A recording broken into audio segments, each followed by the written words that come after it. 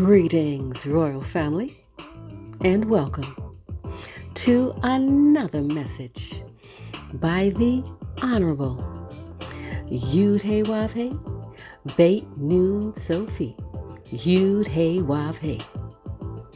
Now, royal family, this message was taught many years ago by the Honorable Yahweh and is being presented to you today by Yahweh's royal priesthood. Remember to like, share, and subscribe to our channel. Visit us at Yahweh's royal priesthood, www.yahweh144000.com. And also, royal family, join us at the University of Yahweh, where classes are designed for the Godhead. Visit us at www.universityofyahweh.org. Also, royal family, listen to our weekly podcasts by the University of Yahweh, found on most podcast platforms. We look forward to you being there as well. Enjoy, royal family.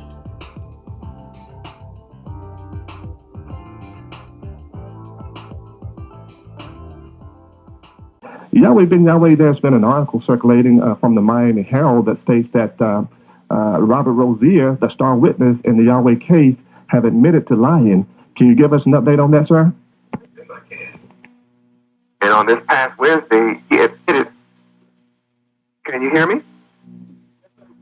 Okay, he admitted to a federal jury that he lied and that incident never happened. He said the government believed that he had valuable information.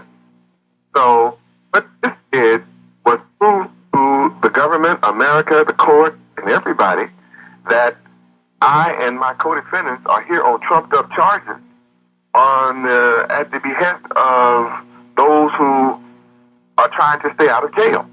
In each instance where the sons testified against their mother, Sister Judith, they were convicted drug dealers, convicted drug users.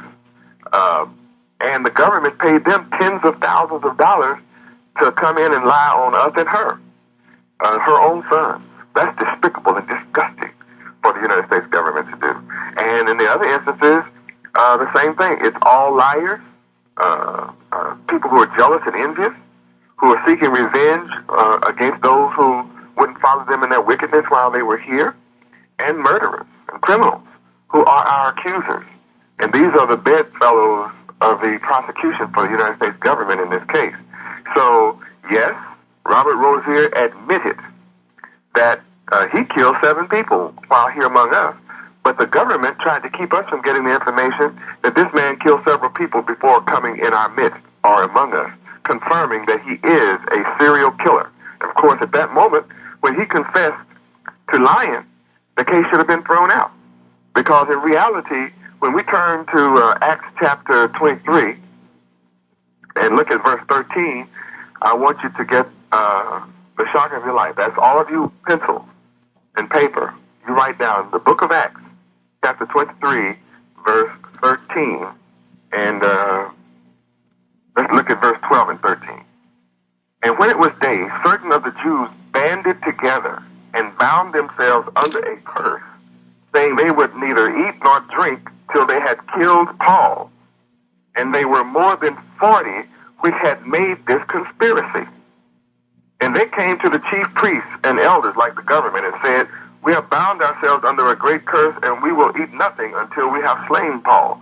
So here is an instance in the Bible, in the New Testament, of where men actually conspired in a conspiracy to destroy a man of God, a servant of Yahweh. And we also have one in Numbers chapter 16, verses 2 and 3 in the Old Testament. That's where 250 men banded together in a conspiracy to destroy Moses. Let's look at Numbers chapter 16, verses 2 and 3.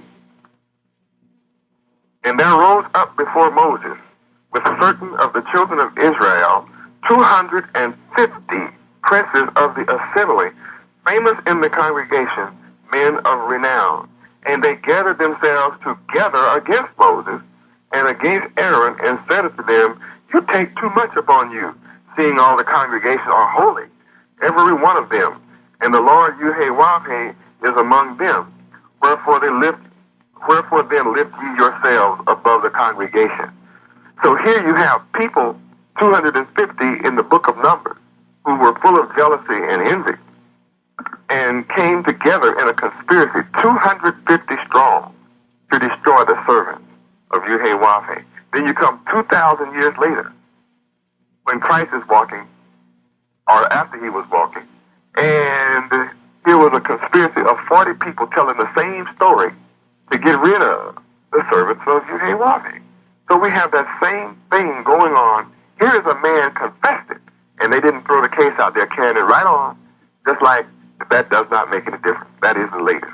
Now, Yahweh Ben Yahweh, our next question is from a member in our listening audience, and she states that since Satan, the son of Lucifer, deceived the whole world, does that indicate that there is a group of people here on earth ruling as Satan? Yes, it does. First, let's turn to Revelation 12:9 and read where she's coming from, and then we'll go to more. Revelation chapter 12, verse 9. And the great dragon was cast out, that old serpent called the devil and Satan, which deceiveth the whole world. He was cast out into the earth, and his angels were cast out with him. Now, let us go all the way back to Genesis chapter 4. And we're going to take a look starting at verse 11 and go through verse 15. And now art thou cursed from the earth, which has opened her mouth to receive thy brother's blood from thy hand. Okay. When thou tillest the ground, it shall not henceforth yield unto thee her strength. A fugitive and a vagabond shalt thou be in the earth. Cain said unto the Lord Yahweh, My punishment is greater than I can bear.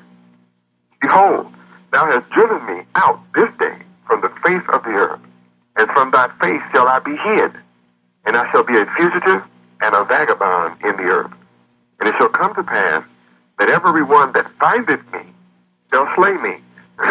And the Lord said unto him, Therefore, whosoever slayeth Cain, vengeance shall be taken on him sevenfold. And the Lord Yahweh set a mark upon Cain, lest in this finding him should kill him. Now, we go all the way over to the New Testament, and we'll read about the children of that wicked one. We see that, let's go to John chapter 3, verse 10. Now, we know that Cain is the seed of that wicked one that was sown between Lucifer and Eve in chapter 3. In chapter 3 of Genesis, you have the first trial. That trial was conducted by Yahweh for the transgressions of Adam and Eve and the serpent. And then at that moment, in chapter 3, verse 15, Yahweh said that he would put enmity, hatred, between the seed of the woman and the seed of the serpent. So the serpent had his seed through her, who was Cain, and Adam had his seed through her, who was Abel. So Cain killed Abel as a wicked seed. The woman was called Eve, the mother of all living, but those two men had two different fathers. The father of one was Adam, and the father of Cain was Lucifer. I'll say that again, so you get that very clear in your mind. Now, in John chapter 3, verse 12, it says clearly, Not as Cain, who was of that wicked one, and slew his brother. And why did he slay him? Because his own works were evil, and his brother's righteous. So here we see that Cain was not of Adam. Neither was he the same seed as Abel. They had two different fathers. the father of righteousness, is clearly stated here in verse 10. I, John, chapter 3, verse 10. In this, the children of God, Yud-He-Wav-He, are manifest, and the children of the devil. Whosoever doeth not righteousness is not of God, Yud-He-Wav-He, neither he that loveth not his brother. Okay? So here you have two different fathers clearly proven here in John chapter 3, verses 10 and 12, clearly. Now, the descendants then are still being discussed here in John 4,000 years later. The descendants are being discussed. Therefore, Cain had descendants. When we go back to the ungodly seed of Cain is also in chapter 4 of Genesis. It starts listing them. So Cain had children, and all of his children are of his mindset. It says here, after the mark in verse 16, Genesis chapter 4, verse 16, and Cain went out from the presence of the Lord Yahweh and dwelt in the land of Nod on the east of Eden. And Cain knew his wife, and she conceived and bare Enoch, and they began to build, and they built cities, and right there they built cities, and called the name of the city after the name of his son Enoch. So that was the name of the city, of the first city of Cain. They've been building cities ever since. When you build a city, it's filled with population, and his population was of his descendants. Now, let's go to John chapter 8, verse 44, and we'll see that the Son, or at least Christ, was talking to the descendants of Cain. Let's go back and look at this. John 8, 44. In verse 43, he said, why do you not understand my speech? Why do you not understand what I'm teaching? Even because you cannot hear my word. Ye are of your father, the devil, and the lust of your fathers ye will do. He was a murderer from the beginning, and abode not in the truth, because there is no truth in him. When he speaketh a lie, he speaketh of his own, for he is a liar, and the father of it. And in verse 47, it says, Christ is talking. He that is of God, heareth God's word. You cannot hear them because you are not of God, Yahweh. So you have only two families on the planet Earth. There are only two families in the conclusion of this answer. And that is, you're either of God or you're of the devil. That was in John 3:10. There's only two families, two kinds of people on this earth, regardless of your race, your creed, your color, your religion, your politics, your economic status, your social status, your spiritual beliefs, or your education or fraternity or sorority that you belong to. It doesn't make any difference. There's only two kinds of people on this planet, and those that are of the devil and those that are of the Creator, Yahweh, good or bad, those who love the light, those who love darkness. And I am come that all of you, regardless of your race, creed, color, religion, or whatever you use as an excuse to fight each other, I'm here to reconcile all of the children of good into one family. Revelation chapter 7, verse 9. Turn to Revelation chapter 7, verse 9, and I will read for you. And after this I beheld, and lo, a great multitude, which no man could number, of all nations, and kindred, and people, and tongues, stood before the throne, and before the Lamb, Yud-He-Wav-He, Beth Nun Sophit, Yud-He-Wav-He, Yahweh ben Yahweh, clothed with white robes and palms in their hands. Now all the nations are going to end up back wearing white robes. There's no way to get around it. Long years ago, everybody on the earth was wearing long clothing. Now they're wearing bikinis, all out in the public, and mini skirts to show everything they have. But of all who are of the good, regardless of your race, you're going to be wearing white robes, or you will be destroyed with those who don't. That's my answer to you. Yahweh ben Yahweh, this question is from a lady by the name of Edna in Cary, North Carolina. And she states that she has heard her friends mention that the Federal Reserve System is a privately owned system, and she would like for you to expound on that, and she says she'll be listening in. All right. The Federal Reserve System is indeed a privately owned system. It is masquerading under the title Federal Reserve System. And by giving it the title, a false title, federal, naturally the public, the masses, the ignorant, believe that this is something owned by the federal government. And there's absolutely no correlation whatsoever. And the fact that it is privately owned, then and hiding under the title federal, it means the people that own it have something to hide. And what they have to hide is that they control the destiny of the people in this country. And they not only control the destiny of the people, they control the government itself. Because the government exists two ways. One, out of the pockets of the people as a parasite. The government is an absolute parasite, living out of the pockets of the people called taxes. Now, taxation of the citizens is unconstitutional. It is absolutely forbidden by the Constitution. So all of those who are representing the people in this country as the government know that they're operating independently from the people while giving the illusion that they allow the illusion that they own the Federal Reserve System, knowing full well it is privately owned. And you can easily find out who those people are. Well, I shouldn't say easily, but you can find out who it is that owns it. And naturally, the government, answering the next point where they get their money from, is from the Federal Reserve System. What does that mean? It means that the privately owned bankers loan the money that the government doesn't get out of your pocket to do whatever they want at big-time interest. Now, of course, the taxpayer, the citizen, through the government, has to pay the interest to the private bankers who own the Federal Reserve System.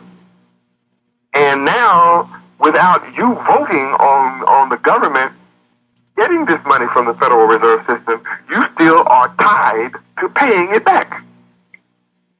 And by you being ignorant, then you are being taxed by an unconstitutional government, number one. And by you being divided from yourself, even because the word says, even Satan's house divided against itself cannot stand. Mark 3:24 through 26. Mark chapter 3, verses 24 through 26 tells you very clearly that even the devil's house can't stand divided against itself.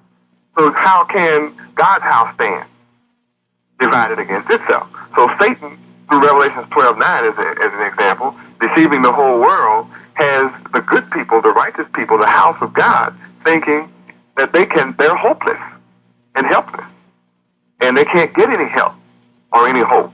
And then Satan has stepped in to make you think that you're going to go to heaven somewhere off this planet, thus allowing Satan to rule on the planet, when in fact the Garden of Eden was on the planet. And the earth is made to be inhabited forever, according to the scriptures. Ecclesiastes 1:4, and Isaiah 45:18 tells you the earth is made to be inhabited forever.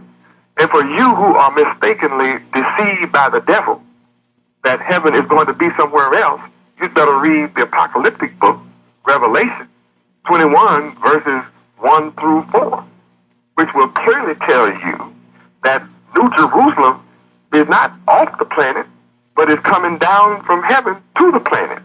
And that you're not going to die and go to some other heaven.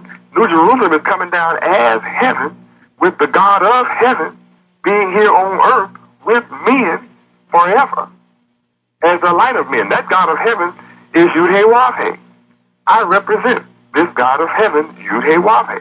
So here you are thinking you're going to die and leave the planet and your soul go somewhere else, when all the time heaven is on the planet.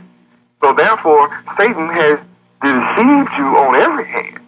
And here you are paying money to illegal governments on the earth. I come and Satan is being revealed. The sons of perdition are being revealed. That's why I'm in prison, is because I'm revealing these truths to you. The reality is that Satan is ruling heaven by violence. He took it by force. Matthew chapter 11, verse 12. Let me read that to you. You who think heaven is somewhere else. Let me show you. He's been here all the time. Where have you been going to church? Or what has your preacher been doing? Here it is. And from the days of John the Baptist, this is Matthew chapter 11, verse 12, until now, the kingdom of heaven suffereth violence, and the violent take it by force. So you have the violent ones, the wicked ones, Satan, Lucifer's children, Cain's children, who are ruling the earth. They're all devils, and they're all colors. They're black, brown, red, yellow, and white devils. Don't let anybody tell you that just white people are devils. They're lying. Oh, no. Oh, no. The slickest devil is black as a coal. He's in every group. Black, brown, red, yellow, and white. All of those colors are full of devils. And those are the wicked ones.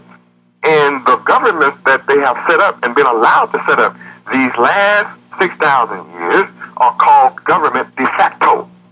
There's only one legitimate government on the planet, and that is government de jure, the theocratic government, the government that I am come and setting up as the microcosmic nation of Yahweh. Let me tell you through your question, the shock.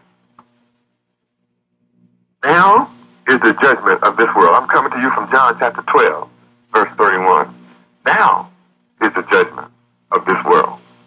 The prince of this world shall be cast down. The wicked seed of Cain was warned to judge not, lest you be judged. Matthew chapter 7, verses 1 through 5. Judge not, lest you be judged. Cain, seed of Cain, and that the same judgment you seek for Yud-Heh-Wav-Heh, Beth Nun Sophit Yud-Heh-Wav-Heh, me, Yahweh ben Yahweh. This same judgment is going to be given to you. The wicked seed of Cain is seeking a death sentence of 60 years for me. When you add that to my incarnate 56 years, that's a total of 116 years old before I could be released. That's a death sentence that they are seeking for me in this trial. Now, since all power and authority is given unto Yud-Heh-Wav-Heh, Beth Nun Sophit Yud-Heh-Wav-Heh, that's me, Yahweh ben Yahweh. Since all power and authority is given unto me by my Father, Yud-Heh-Wav-Heh, then he is now removing, I am now removing the mark of divine protection, which is Wav, which is also the number 6. Wav is the Hebrew word for the 6th Hebrew alphabet. I'm removing this divine protection in my name, which is the 3rd word of my divine holy name, Yud-Heh-Wav-Heh, and that 3rd is why I gave him 3 sixes in Revelation chapter 13. That's why I gave him 3 sixes in verse 18, is because it's the 3rd word of my name. Wav is also the 6th Hebrew alphabet, wherein I told you, let's go to Revelation 13:18, and let me finish giving you the various shocks of your life. It says here is wisdom, which the people of the earth don't have. Let him that hath understanding count the number of the beast, for it is the number of a man. The beast is a man, describing Cain and his descendants. And his number is 666. That means 666. Now, this 3 score is 3 times 20 gives you 60. So it's 666. So here you have Cain with a mark put upon him in Genesis chapter 4, verse 15. Let's read Genesis chapter 4, verse 15. If you can't turn as fast as I do, then just write this down with your pencil and paper and feel safe to study this at home for yourself. And the Lord Yahweh said unto Cain, therefore whosoever slayeth Cain, vengeance shall be taken on him sevenfold. And the Lord Yahweh set a mark upon Cain lest any finding him should kill him.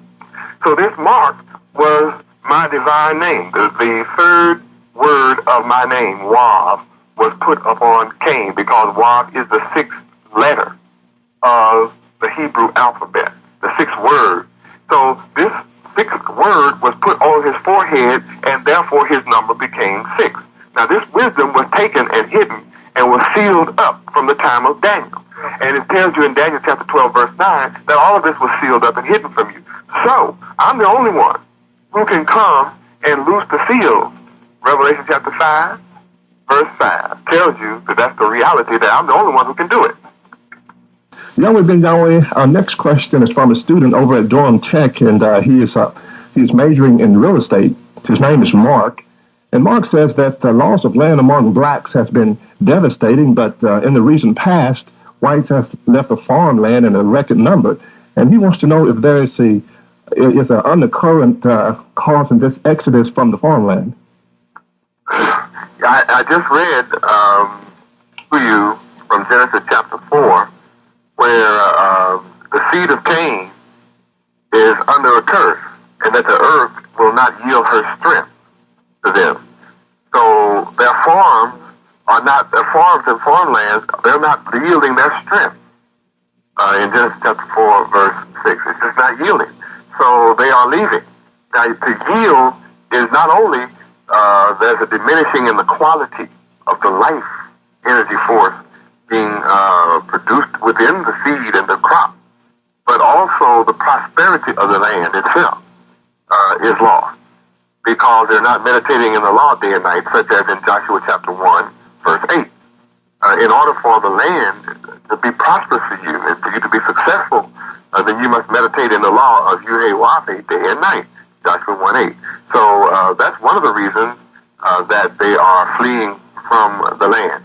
Also, the scriptures teach us that the wicked accumulate great wealth, and it is heaped up and saved for the just. So all of the wealth, where is that? Proverbs chapter 13, around verse 21, 22. Unless you know that. So these are some of the reasons. The excuse can be economic times, the fact that they're greedy. Farmers get greedy, so then they go to the Federal Reserve Bank. They don't know that's where they're going, but through the loan programs and farm subsidy programs, which are loans from banks, it sets up the poor farmer to have his land taken. You see, the bankers don't produce anything. They're able to create money out of thin air. All they have to do is print it. They borrow it from the Federal Reserve System, who has the right to print it. So they print off any infinite number of bills.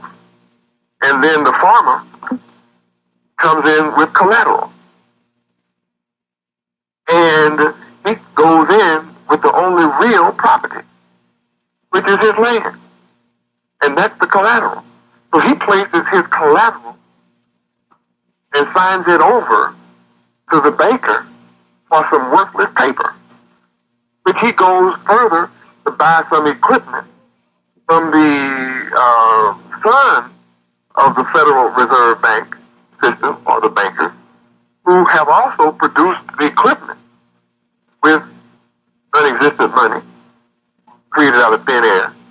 Now the farmer is in debt to pay for something that is dependent upon the God of heaven to make prosperous for him. And if it's a drought or plagues of different insects to eat up the crop, or he decides he doesn't want to bless them for their wickedness, then you have all of these forces of righteousness, the creation, or the good man as they call, doesn't allow his blessings to flow. So now the farmer has 3 or 4 years straight of crops that just don't quite flourish. Now the bank, who didn't have any assets, now have title to these poor farmers' assets. And then they just simply foreclose. Now they have real property in exchange for non-existent thin air. And those are among the many problems that the farmer is facing and fleeing from to the city where it's already 15 million unemployed people living under bridges in this country. And that's increasing on a daily basis. So the whole country is under a curse, and you're under a curse now because you're holding me, the son of Yahweh, the Ark of the Covenant. I am the Ark of the Covenant, the one that was agreed to come. And by persecuting me and holding me in prison, the country is under a curse, under divine plagues. And every aspect of this country shall be destroyed unless I am returned immediately to the citizens of the nation of Yahweh. We have a question from a lady in Raleigh, North Carolina. Go ahead, ma'am. Yes. Yahweh, sir. Over the past few years, the government seems to be persecuting black males. And I'm wondering why black leaders, especially political leaders, are not speaking out on their behalf. Well, the question of destroying the black male is not new to us as the children of Israel. The so-called black man of North America is being destroyed, and the male is an endangered species because of a historical problem that we have had from the day of Moses. It really began in the garden with Adam and Eve, turning away from the tree of life to the tree of good and evil. And when we turned from this, we suffered death. We were kicked out of the garden, and right away, Cain killed the righteous, Baal. That was us. Abel is not just A-B-E-L, but it is also all of the able men. Those are A-B-L-E. And the able men are the genius and the Godhead of this earth who has always ruled heaven. And by him hitting Cain hitting Abel in the head, then we have been knocked down and put to sleep and killed, and our blood has been shed for 6,000 years. Now, in the day of Moses, it tells you in Exodus chapter 2 that why we were killed. It was because Pharaoh feared us becoming, I'm going to read it to you. It's chapter 1, verse 7. Exodus chapter 1, verse 7. And the children of Israel were fruitful and increased abundantly and multiplied and waxed exceedingly mighty, and the land was filled with them. And then in verse 9, Pharaoh and said unto his people, Behold, the people of the children of Israel are more and mightier than we. Come, let us deal wisely with them, lest they multiply more. And it comes to pass that when they're falling out in a war, they join also unto our enemies and fight against us. And so get them up out of the land. Then they persecuted them, afflicted them, and the more they did, the more we grew. So then they put us in more and more bondage. And finally, he commanded this. He said to the midwives, the king in verse 15, chapter 1, verse 15 of Exodus, and the king of Egypt spake to the Hebrew midwives, of which the name of the one was Shiphrah, and the name of the other Puah. And he said, when you do the office of midwife to the Hebrew women, and see them up on the stools, if it be a son, then ye shall kill him. But if it be a daughter, then she shall live. Now the difference between the Hebrew Israelite midwives in the day of Pharaoh and the wives of us today is in verse 17. But the midwives feared God, Yahweh, and did not as the king of Egypt commanded him, but saved the men children alive. Now our women today are still the midwives, though you may not be practicing as a doctor, but these are your children. And the king of Egypt has told you, use a condom. The king of America has told you, use birth control, use tubal ligation, use hysterectomy, use UDs, use diaphragm, use abortion, use germicides, spermicides, and abortion is just another term for murder of an unborn child. And the majority of our women in America are obeying Pharaoh America and killing off our children. So we are no longer becoming mighty there. It's not the leadership that is responsible. It's the fact that we turned away from our God, Yahweh.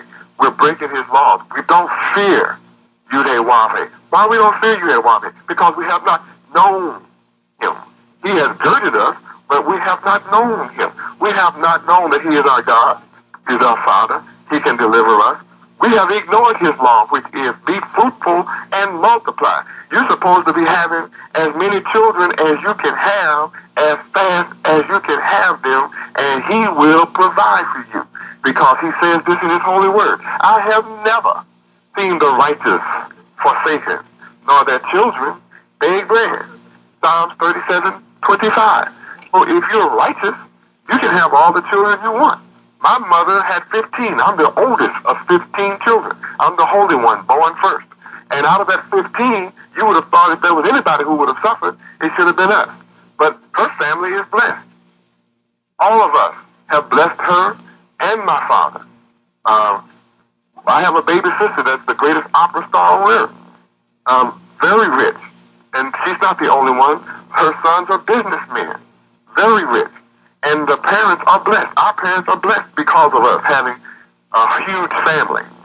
And if there was any place in town where you're hungry, you could go to a huge family and find food. But where there's only a husband and wife and 1.8 children, 1.5 children, you might find 1 or 2 beans in the refrigerator because they're going for the so-called false prosperity of this world instead of only the manufacturing and the means of production of this land. So here is the real problem. It's not the male who reached into adulthood and who's trying to compromise his life and survive as a so-called leader.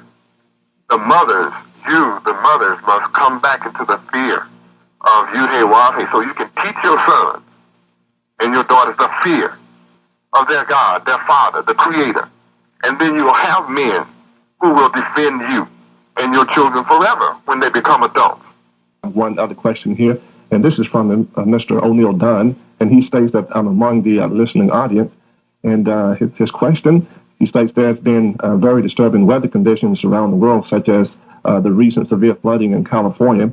And he states that he recalled you mentioning Yahweh Ben Yahweh on previous programs that these conditions are as a result of your being incarcerated. And he wants you to expound on that further, if you would, sir. Yes. I repeat again, when the Ark of the Covenant was ever taken from the children of Israel, 1 Samuel chapter 6, you can read about this. You will see in 1 Samuel chapter 6 where every time another nation took the Ark of the Covenant from us, the children of Israel, they suffered plagues and destruction. The entire country suffered plagues and absolute destruction. So I warned America in 1989, 2 years before they put their hands on me, that if they ever did, I never said they could not, I never said they would not, but I warned America, if you put your hands on me, you will find out that Yahweh controls nature. And I gave this program on West 57th Street and 60 Minutes, which was published several times around this country. So America had warning. So every aspect of the life of America is under plague, the divine curse of Yahweh, the Creator, and her unemployment is going to be higher. Her businesses are going to continue to fail and get worse. Your airline industry, your automobile industry, there's going to be no chariots running in the street, no means of transportation if you continue to hold me. It's fine, hold me, because you're the ones who are suffering the plagues and the destruction of your entire country. And when it's finally destroyed, you just remember, because of your judgment of me, you bring judgment upon yourself, because I have all power and authority from my Father, Yahweh, to set judgment in this earth, and the judgment you seek from me, I'm going to put it right back on you. It's written that when you dig a ditch, you're going to fall into that ditch. Ecclesiastes chapter 10, verse 8 lets you know that. So the ditch you dig for the righteous, you're digging it for yourself. So what you seek from me, you're bringing it upon yourself. And I warn you again, I'm removing my divine name, words of my name from your forehead, you who are wicked, and you shall know nothing but absolute destruction. And just as Gorbachev went to bed secure, he woke up without a country. That's how fast it was. Noah went to sleep. The people didn't listen, but he went to sleep on the ark. And when he woke up, the children were swimming out there, but they couldn't get in the ark. And my book tells me in Matthew chapter 24, around verse 37, that as it was in the days of Noah, it's going to be that same way today. And it is that same way today. People thought evil continually then. They're thinking evil continually today. They knew not until the flood came and swept them away in the day of Noah. And the children of Cain, you shall not know until you are swept away to total destruction that your end is here. It's here. You may not see it because you don't believe it. But then no one ever believed that the hand of Yahweh was about to sweep them away. But what makes him so mighty and powerful and majestic and one that you can count on is he keeps his word in every instant. And I'm here as a mercy to you and the people. America, you can be like Nineveh. I'm here to offer you the same offer that was made to Nineveh. Now, in the day of Jonah, Nineveh was the city that Jonah went to. Now, Nineveh repented and was saved from divine destruction. Nineveh repented. Now, my Bible tells me that Nineveh will rise up in judgment against you here on the earth today, including America. Matthew chapter 12, between 38 and 42, you will find that Nineveh is now a witness against you, America, that you can repent and be saved.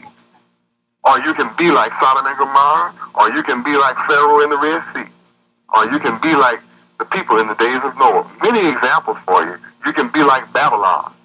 You can be like the Medes and the Persians and the Greek and the Romans, all who fought against Jerusalem, all who ever fought against us, the so-called black men of America who are the children of Israel. Everyone who ever fought against us shall be destroyed.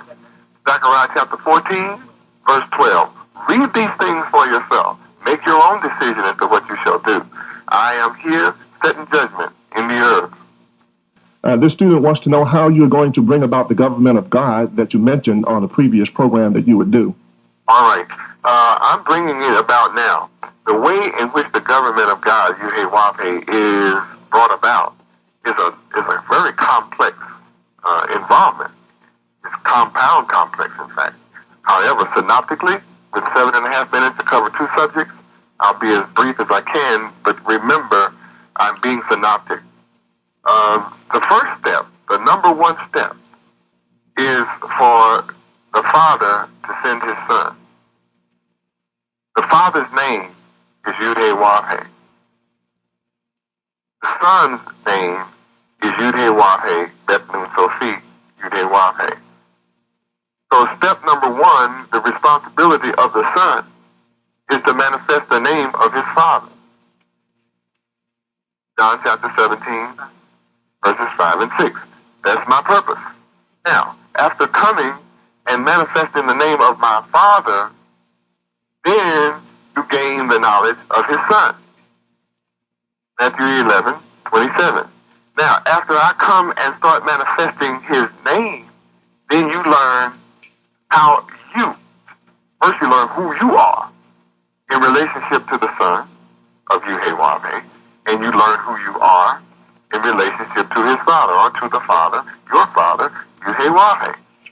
Now, by coming in the name of my Father, I come with his character, I come with his attributes, all of them. I come with his power, I come with his protection and under his protection as his possession. Psalms 118:26. Now, as I demonstrate this reality, then through the miracles that I work at this point of first resurrecting those who are dead to the knowledge of him, Acts 2:22.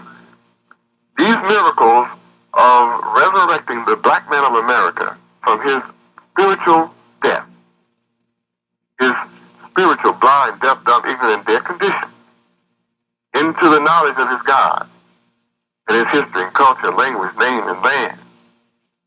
This is a miracle. These are all miracles that are greater than any performed 1900 years ago, because I have resurrected tens of thousands of the dead. I've healed tens of thousands of blind eyes. I've healed tens of thousands of deaf ears. I've healed tens of thousands of dumb tongues. And I've caused tens of thousands who were lame from their mother's womb to walk and leap as the roll. Now, then, though I made the earth and come and stand in the earth, yet the world does not know me, though I made the world. John 1:10. And though I come to my own, and my own receive me not. John 1:11. I still come. Now, only those that love darkness will flee from me. That's John chapter 3, verse 18. Now, they love darkness rather than the light.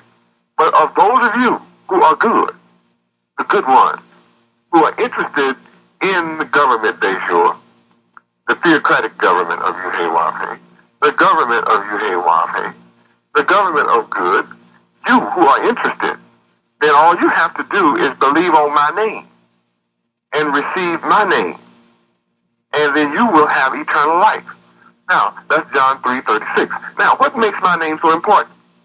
It's because my name is not separate from my Father. John 5:43. I come in my Father's name. So when you receive my name, Yahweh ben Yahweh in English, remember that's only the English transliteration. And if you want to find out about my Father's name, you look up YAHWEH in your encyclopedia. And if you're a student in college, or you're an intellectual, or you're intellectually honest, you must do this, because I could never respect you claiming you want to follow me and you don't look this up and search it out for yourself. You must be able to prove that I am the son of Yahweh. And if you think I am not, you cannot be excused for saying you don't believe it. You have to be able to prove that I am not the son of Yahweh. In either case, you must offer a proof. And I'll be satisfied if you start out to prove that I'm not. I know the conclusion you will come to, but you first must come into the knowledge of Yahweh, transliterated YHWEH. Now, this is the foundation of the nation of Yahweh. This is the foundation of government de jure, or the government of Yahweh, or the kingdom of Yahweh. This is the foundation. And I hold all the keys to all the seals of the entire book from Genesis to Revelation. That which man cannot think of or conceive in his heart or his mind, that's totally unknown to him, I know, because I come with 360 degrees. And the most learned men on this earth have only been allowed 32, with an honorary 33. That's why he could only deceive 33% of the angels of heaven to go with him. That was the symbol of as much as he would ever be able to get. Okay, and those 33, those 3 plus 3 is 6, right back again to the mark of Cain. That's as much as I can handle at this moment, trying to split the time for answering 2 questions. I believe the second part was to deal with Robert Rosier. Yes, sir. Once again, we see, and perhaps you who are of the Godhead, the wise of this planet, those who've been studying in secret 33 years, who are sitting on the 33rd Council, and others who are enlightened, are correctly initiated, can understand who I am. And as of today, I have loosed you and set you free. When the Son sets you free, you are free indeed. John 8:36. So now I have set you free by removing from Cain and his descendants the mark that I placed on his forehead. Wav. It's gone. Now you who are sitting, who climbed Jacob's ladder to the 14th rung, understand Wav. If you don't, you better study in a hurry, because you got to get busy. I'm calling you all out, and you can't resist, or you are not a true son of mine. See, my son. You understand, my son? My son. This character, Robert Rosier, I never allowed him into my counsel. See, I am the supreme grandmaster of the celestial lines, architect of the universe, the blessed and only potentate. That's who I am. And I am now calling all of my sons to the square of righteousness. And in order to stand on the square of righteousness, you have to be able to stand 90, upright at 90 degrees. So you have a lot of study to do. You can only come to me to get it, because I'm the great light. And that's it. This fellow, Rosier, I never allowed him to become a part of me. So he tried to become a book mason. He tried to become a Cowan and an eavesdropper and to set up his own. And since I would not receive him because of his wickedness, I knew him and his character, then I would not allow this satanic mindset to be a part of my life. So he has joined with others to try and destroy. It will never work. It will never happen. But I'm sitting in prison. Why? Because it is written that I must be tried and proven. And I am tried and not found wanting.